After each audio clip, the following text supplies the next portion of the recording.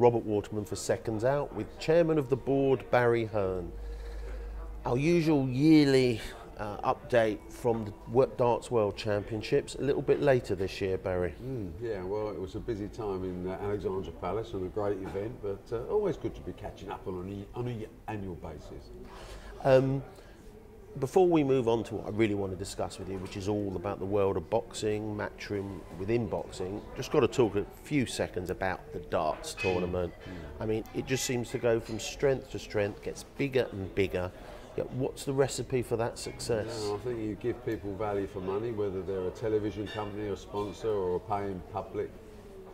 You're on a successful formula if you've got the personalities to drive the sport forward, and we're blessed in darts to have such a plethora of personalities and some great media stories which gets everyone's attention. You know, this year was all about Phil Taylor last year, and we ended up with a Cinderella story with Rob Cross, the former electrician, changing his life in one event.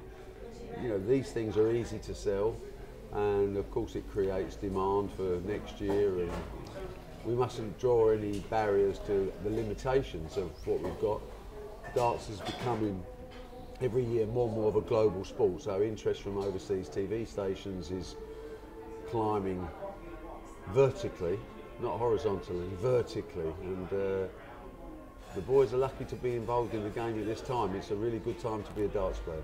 I think I said to you last year, how do you make it any bigger than it is? How do you continue its growth? And you said, watch this space, and you've done it again this year. Anything on the horizons to change next year? So many. I mean, the world's a big place, you know. Sometimes we get a little parochial in our attitudes. You know, UK sport, a pub sport, you know, suddenly become this global phenomenon. But we've only really scratched the surface if you compare us with golf, tennis, even snooker has done extremely well over the last few years as well. We've got a game that's so easy to understand, so easy to play, so difficult to master. But the creation of the atmosphere of the party spirit is what sets it apart from all other sports. So even if you're a non-darts playing country, you watch it as the phenomenon that it is. It's a party of world-class sportsmen.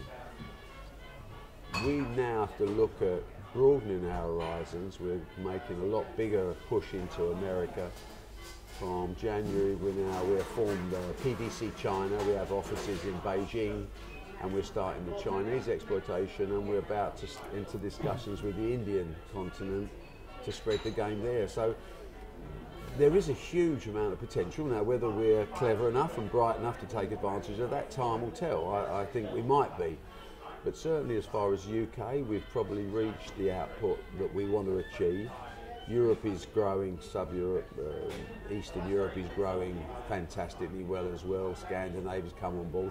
But we're seeing new territories like Romania, like France, like Portugal, like Spain, areas that we've not been capitalising on before. So there's a lot of work to do, and we're a long way. If we're climbing a mountain, we've gone past base camp, but we're not at the top of the mountain yet.